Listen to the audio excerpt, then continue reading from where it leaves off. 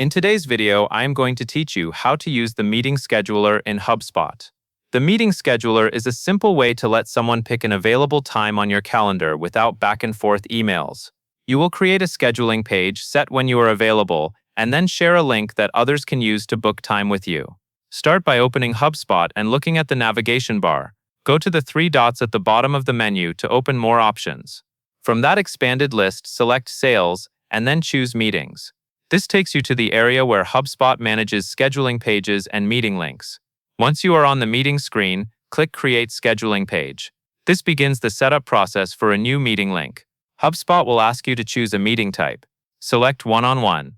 This option is best for personal meetings where one person books time directly with you. Next, enter your event title, then click Next. Your event title is what people will see when they are booking, so keep it clear and specific. For example, choose something that matches the purpose of the call. A good title helps set expectations and makes the meeting feel more organized. After that, set your availability and click Next. This is where you tell Hubspot when people are allowed to book time with you. Choose the days and times that you want to offer. It is a good idea to only open time blocks that you can consistently protect, so you avoid conflicts later.